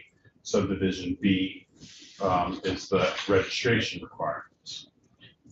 And subdivision B, well, actually, subdivision B is the distance requirement, the no more than 400 feet. So it has to be at a corner of the property, each corner, and must be no more than 400 feet apart. And then you come to sub C, that is the registration requirement. Registration of the signs would remain an annual registration requirement. Registration of the paint markings would not be annual. You just have to register, record the posting with the town clerk's office, and that would be sufficient. Okay. Is there a charge to register for? I believe the form has a $5 fee. That's the company's. In fairness to the hunters, is there no requirement that the paint be updated and some? No, they're in other states that do it. It has to be visible. It has to be visible here. So if paint aids is no longer visible, the posting is no longer effective. Does any, oh, sorry. I say, as a hiker, like, I guess with the arthritis, I'm not a hiker anymore. You're so As an ex-hiker, when the white markers fade, actually even sometimes anything other than a fairly new white marker can be confused with the sugar stains. Maples. And there's a lot of that. Yeah, in the woods, a lot of the tree trunks have white marks on them, and they're often vertical. You do get confused if it's not fresh. And the purple would fade. Right, so it needs to be visible. So if you want to ensure that your land is properly posted, you would use purple. We might want to put in an update requirement.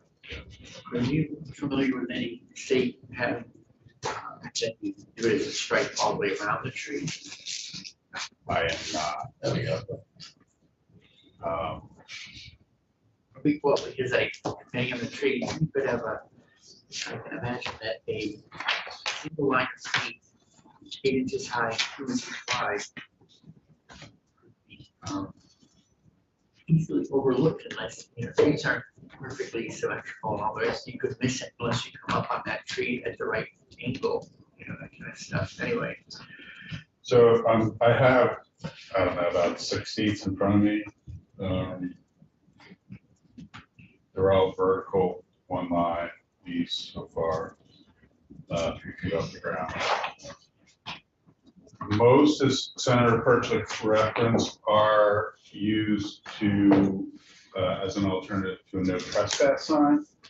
But Kansas does use the purple paint to indicate that taking wildlife is not authorized on the land. So there is at least one other state that uses it for the purpose that would be proposed in this bill.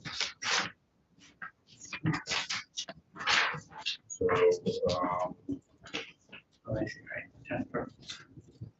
they're all one line so far, 8 inches vertical.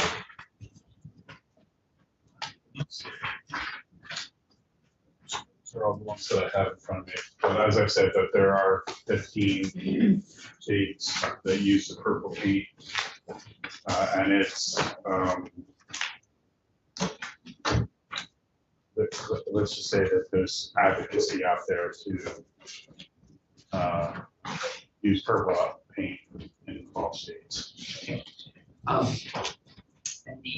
from your point of view, drafting of it, sort of open questions on this.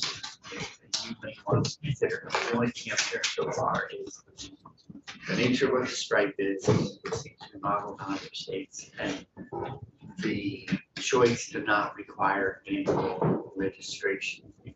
Well, Senator Perchik raised Yeah. some of the questions, whether or not you want to allow the taking with a bow or a crossbow, or if you want it to be just for the discharge of firearms. He also referenced the title. You can change the title. He didn't request that I change the title, so I did it. But if he had, I probably would have.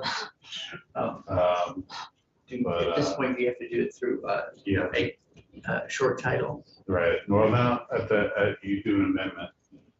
And at the end, it says, once amended, shall be.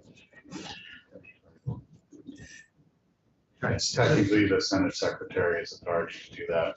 What you were doing is just recommending it. Senator Watson. Yeah. Hello, thanks. So wondering if there are any current regulations around the colors that can be used to mark trails. I don't know of any state statute or rule that establishes the paint markings. I think it is just a practice that is, I think it probably comes from USDA and not from the State Department of Forests and Parks. But I can check into that. I can call the state lands manager to find out. I bring it up because it seems like it could be, yeah, I mean, if all colors are sort of fair game for trails, you know, what's to stop someone from just posting a trail with purple paint?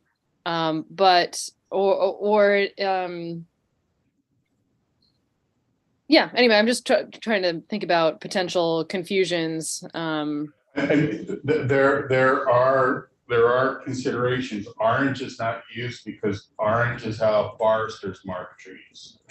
So if you may go onto land and see an orange marked tree, and you wouldn't want to use that as a prohibition on trespassing or a prohibition on taking wildlife, because that's how they mark the trees they're gonna harvest. Got you.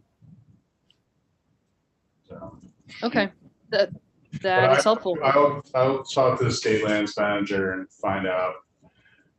I know white, I know blue, sometimes pink, and after that, I don't know. Yeah. Well, and I wonder if it's worth having any kind of provision in this that I'm not sure that I'm ready to like suggest this, but I'm just, you know, expressing a wondering, you know, does it make sense to as a part of this either prohibit or somehow recommend against people marking trails with purple? Part of your question is it addresses an underlying issue in statute, and that trails are not vigorously addressed in statute at all.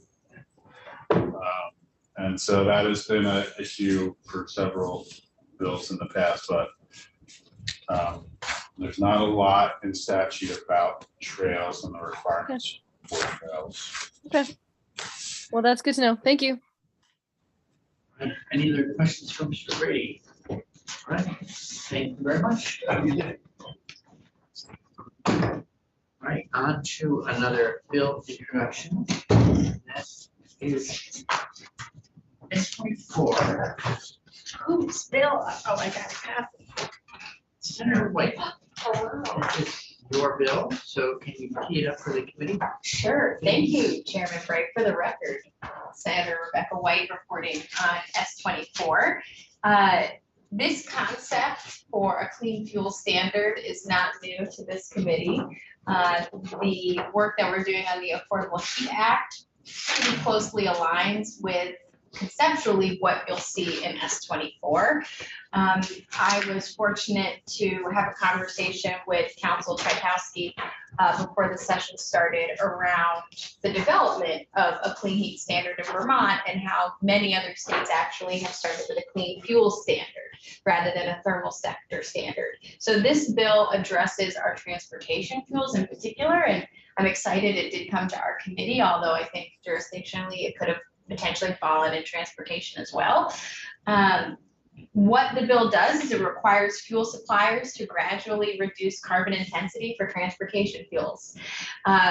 There's a fantastic white paper by the Union of Concerned Scientists that look at the implementation of this policy in other states like California and Washington that I would recommend folks review.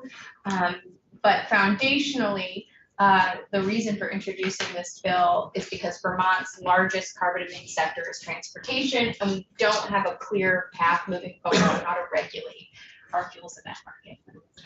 Is that the paper you're referring to? Is that, could you send that to Ms. Newman, please? I certainly will. Ask her to redistribute it by email to everyone at the committee and post it. That way, anyone tuned in will get that resource. Beautiful. Great. Right. So Oregon has such a standard, California has such a standard, anybody else that you're? Washington? Great. Any committee questions for Senator White? So,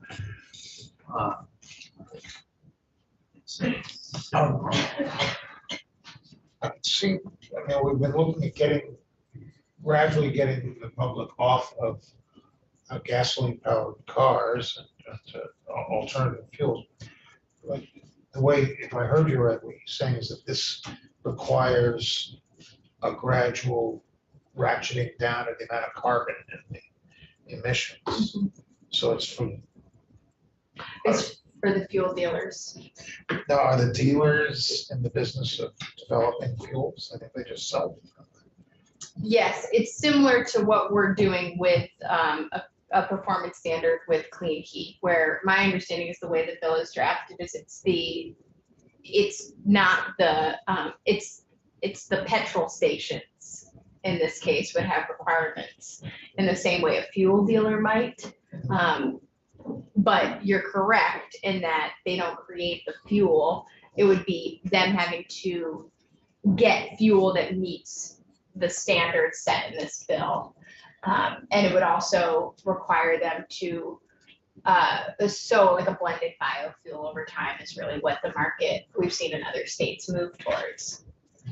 But it would also create a revenue stream, in my opinion, that could help us do that electrification work that we so want to see. Senator Watson. Oh, Hello, thank you.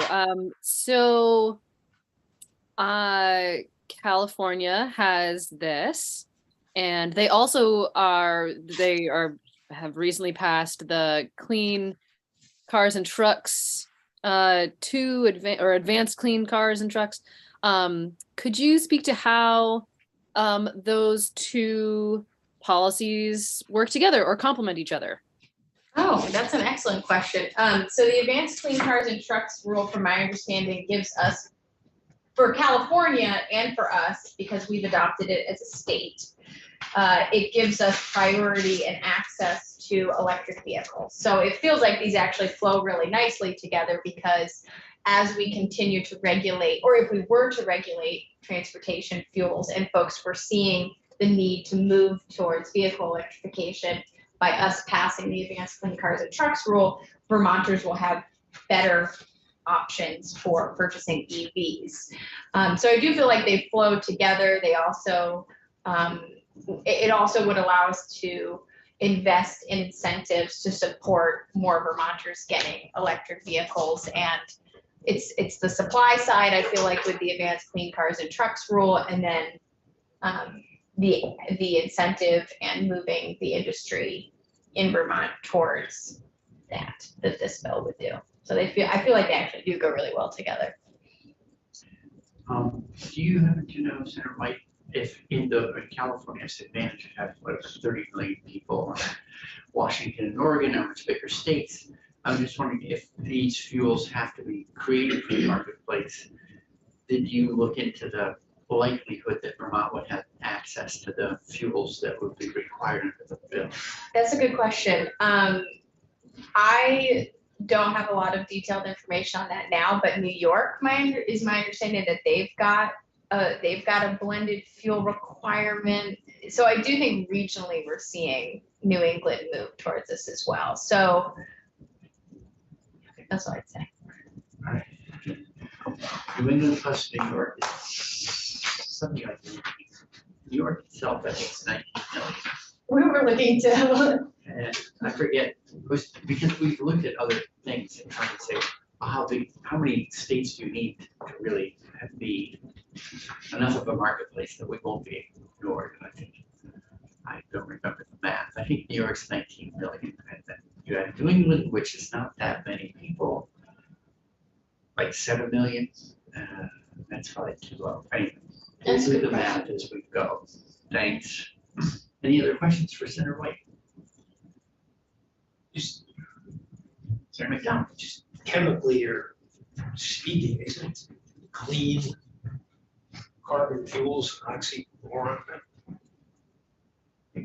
Cleaner or something, less carbon intense. well, Senator McDonald, I do think you point out the one, well, not the one, but a point of contention even for myself introducing the bill, which is you would hope that we could actually leapfrog a policy like this, that we wouldn't need to have some kind of intervening fuel standard to help Vermonters move towards electrification. But the reason I was confident in introducing this bill is I actually don't know if we are able to leapfrog that. And it seems like other states who have moved forward with fuel standards are also implementing electrification in parallel. So it feels like, so I would say the criticism I hear loudest is, or that resonates the most with me is, why should we do this? Shouldn't we just have everyone get an electric vehicle? Why should we regulate this fuel market and even introduce the concept of blended fuels as aggressively as the bill does? And I think that that's fair criticism, but I actually think that we can do both of those things in parallel. We just might have to reduce our carbon emissions and hit our goals. We don't have the benefit of the Transportation Climate Initiative, which was the largest transportation sector related recommendation from the Climate Action Plan that the Climate Council developed. So this was an attempt to try to get at that, which doesn't seem to have a clear path forward coming out of the Climate Action Plan recommendations.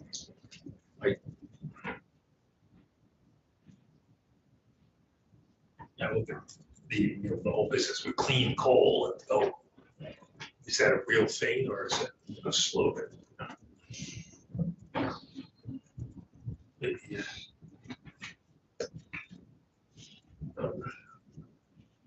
I forget names. Maybe Mr. Cody will help us understand the differences between the gradients between clean and dirty.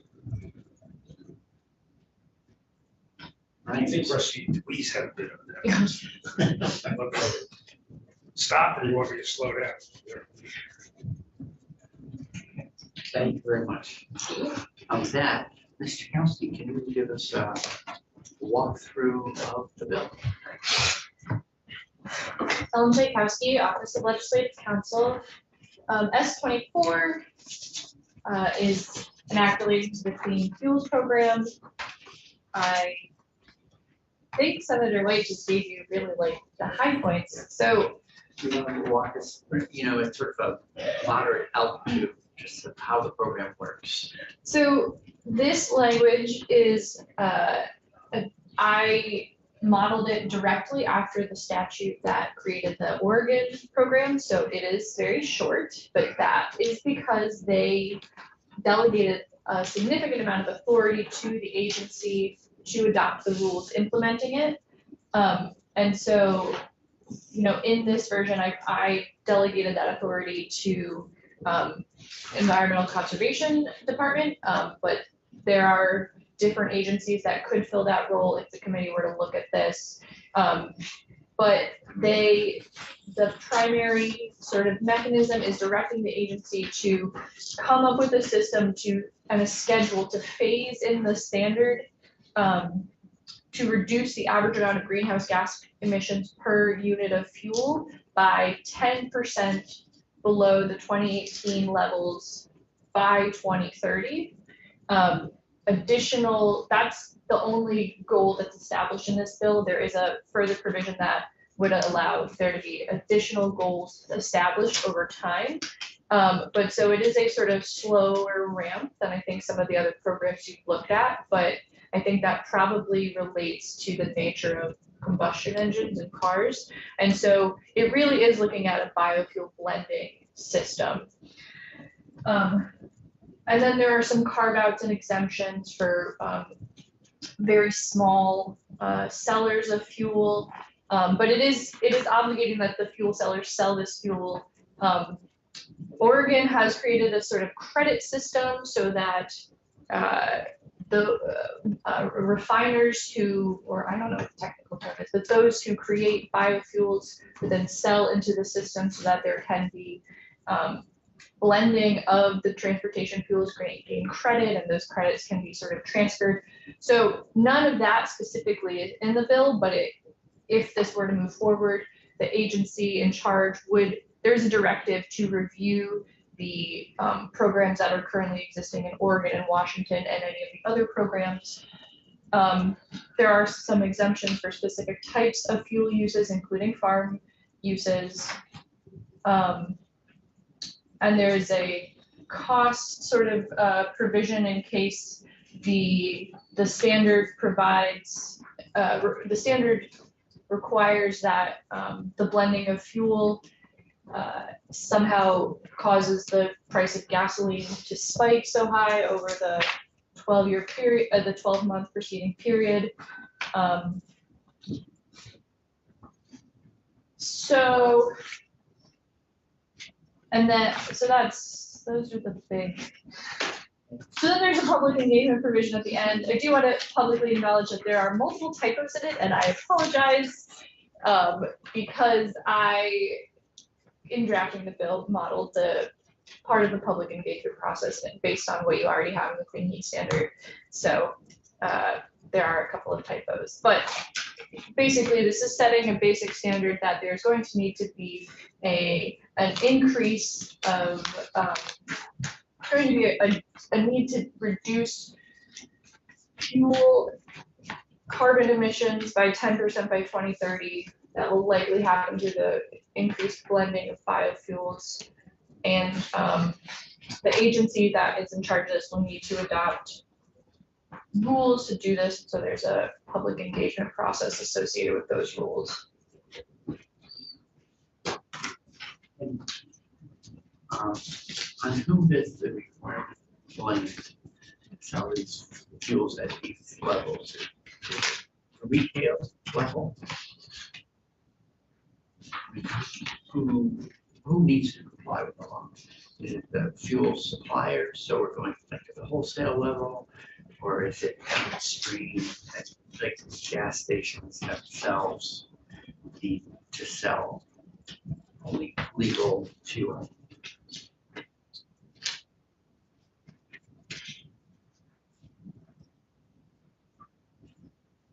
I don't know. Because I don't think it is actually specific in here. I think it's part of the rule structure.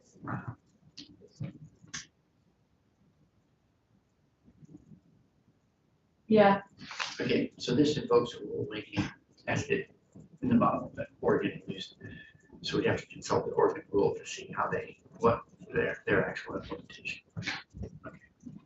And how long, you have to know the history of these from the other states, like how long, Senator White, either, like how long has Oregon or California had clean fuels or low carbon fuel standard? So, I mean, the only things I know about it are what you heard last year from the testimony from the Oregon Fuel Program Manager, and the Oregon program is the longest running. The California program is a lot more recent.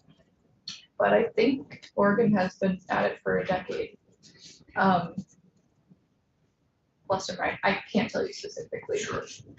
All right, well, if we get kind of rule, I'm just thinking, California for sure does a lot of, they produce oil still and they refine oil.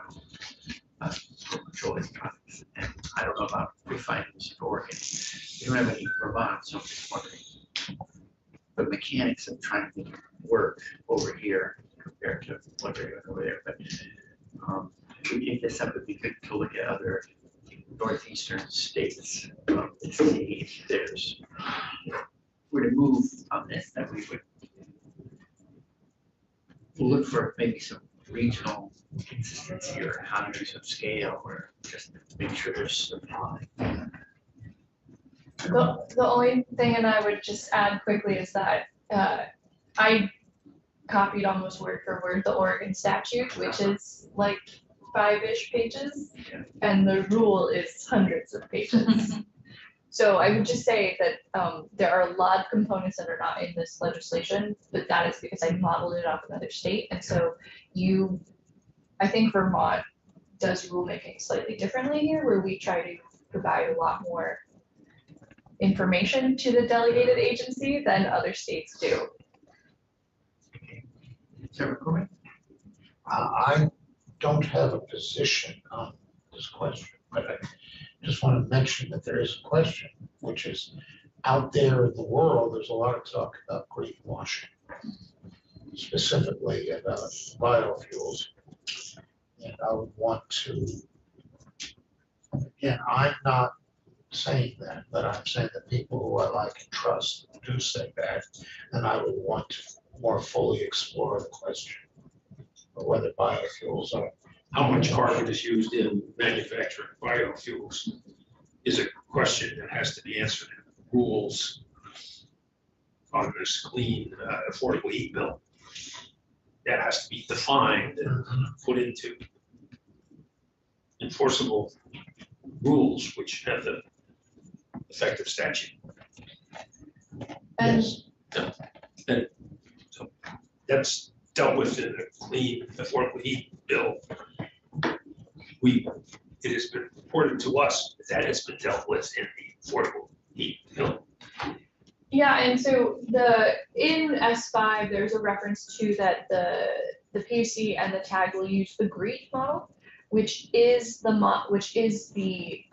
formula that is used to calculate the carbon intensity of transportation fuels. And so it would be used it would need to be adapted in S5, the Affordable Heat Act.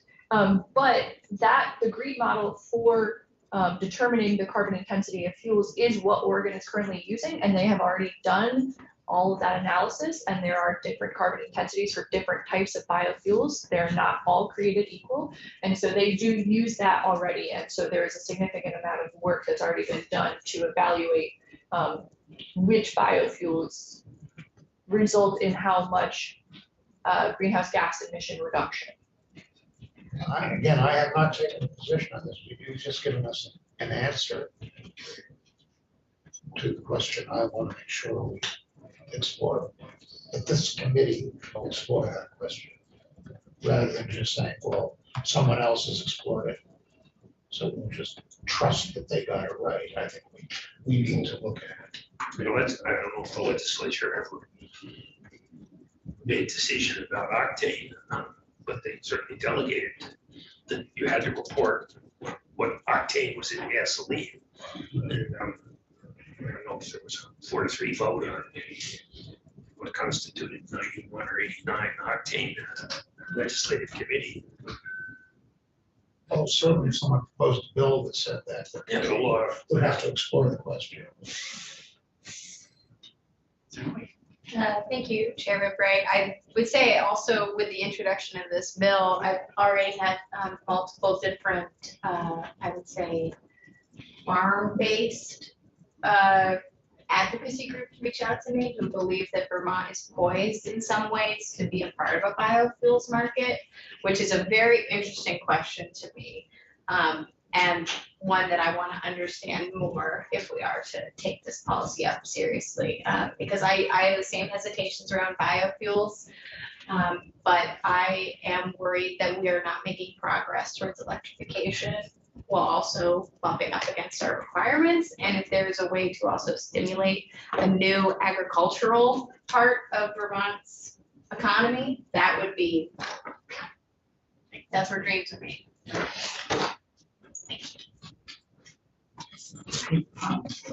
Any other questions for council or for Senator White?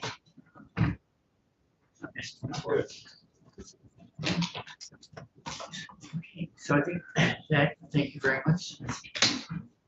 That completes our testimony, our bill of directions for the morning.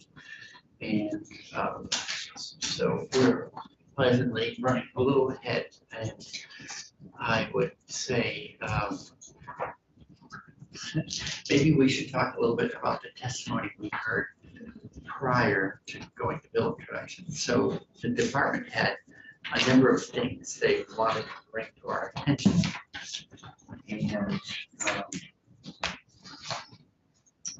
including some specific questions.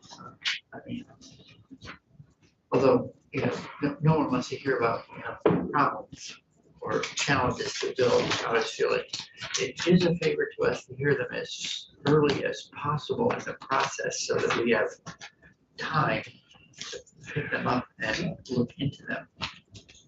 Does anyone have anything they want to say about that? Thank you, Chairman Bray. I really appreciated the testimony we heard from the Public Service Department, and I think I am most interested in addressing the 4 concerns that they raised specifically, rather than going down a process of trying to wait until we have an additional 11th study. Okay, Senator McCormick. Yeah, I think they raised questions that are the proper questions for the next couple of months. That's what we're supposed to do. That is the legislative process. Where I don't agree with them is that therefore we should figure on not passing the bill this year. We may come to that conclusion sometime in April or May, that these questions remain unanswered, but that it's premature at this point to say that. And again, I haven't kept track. I'll take Senator White's word for it that this would be the 11th study. But the point is, the page I handed out was Yeah. from the ANR RFP for the 11th. we are, I'm sorry if I'm starting to sound like a broken record here, but we're having a conversation at its best. Our efforts now are 40 years behind times. 40 years ago, Jimmy Carter said we can start now and do it incrementally and slowly, or we can wait. He said 30 years and we'll have an emergency. And he's right, because it has been an emergency. It didn't just suddenly become an emergency. So the idea of just deciding, and then there's an air and a posture of oppose, I would say, of prudence, reasonableness. All right, everybody calm down. Let's just take our time here. We've been taking our time. And there comes a time to use the plumbing for its intended purpose or get off it. Okay, Senator Watson. Yeah, thanks. Well, so one of the things that I am hanging on to from what was said during that testimony is that there's no reason they couldn't happen in tandem. And I believe meaning the Affordable Heat Act and, moving forward with their study. And so I think it is reasonable for us to move forward with the bill and to let and simultaneously let their study continue. I mean, obviously we can't stop that. So, but I think it's fair to move forward and then see what the study results in. I would rather have done all of the legwork and framing of this by the time we have those results, so that we are poised to jump into action. Because I have a lot of faith that this is a good option. And frankly, I think if they come back, if the study comes back and says the carbon tax is actually more effective, I really appreciated Senator White's question that, like, well, if that was the #1 recommendation, would the administration support that? And it's just not clear that they would. And so I think we have a viable option for a policy in front of us. And I think it is, I think it behooves us to act, to move forward. So having said that, I did also very much appreciate all of their specific recommendations. I do think, just from my read, it does seem like this policy is a little bit light on those, like the policy directions to the PUC or the delegated body to come up with rules. So I wouldn't mind coming up with some specific where there's a policy decision to be made, if we can within reason come up with some direction for that body, then great. I would love to have that conversation.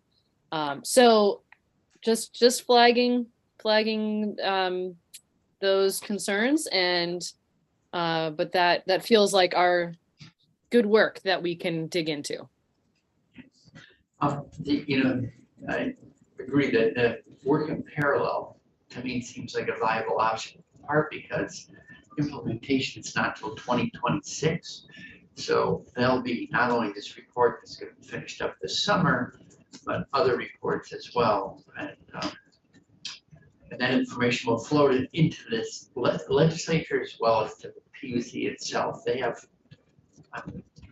will have a public process as part of rulemaking, as well as doing their own research. So on many of the questions that were raised, yes, maybe we'll revisit. I would say let's revisit them and tune up and be more specific where we can, and then monitor progress. Each year as the Affordable Heat Act gets developed and goes through rulemaking, it's not like it happens in a black box and we can't see what's happening. So there's ability for us to monitor and learn along with the PUC. We could pass additional statute between now and 2026 that would influence the implementation of the rule. So I think there's always, we have a lot of options for control. So, Sarah McDonald, any thoughts on this morning's testimony?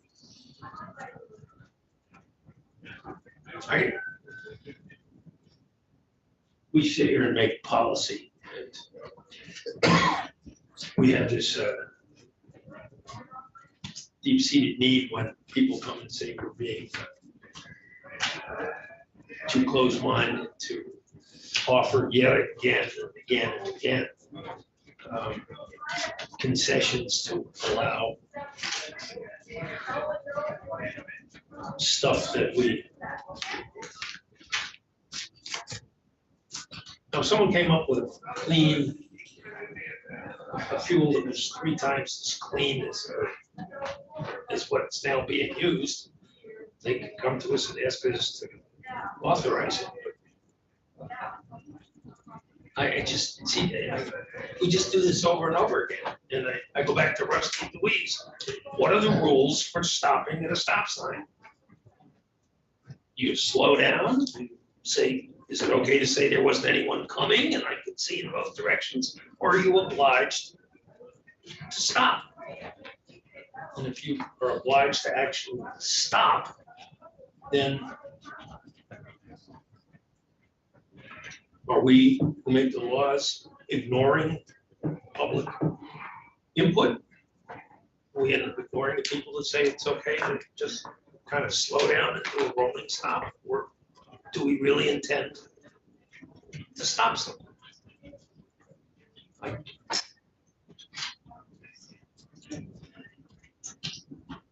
I'd be delighted if someone came out with a fossil fuel that was, that cut 3/4 of the badness of fossil fuels. And then he has to react to how we would deal with that. But that hasn't happened. Why should we not pass a law dealing with fossil fuels now and let, why should we once again postpone action on something we continually postpone action? Well, my take on why we finally changed the 10 VSA 578, the greenhouse gas reductions. We changed it from targets to requirements, like put a little backbone in the policy, which we weren't here. So have to maintain a backbone. Senator Watson? To Senator McDonald's point, just a quick story. So I sometimes on my tests for students, I put little riddles at the end. And one of the riddles was, what is always approaching but never arrives? And I'll let you puzzle over what the answer is intended to be, but one student answered that with sustainable climate policy. Oh. And I was like, oh, so too true, kid, too true. Yeah. Anyway, I keep that in mind often with like the discussions that we're having here.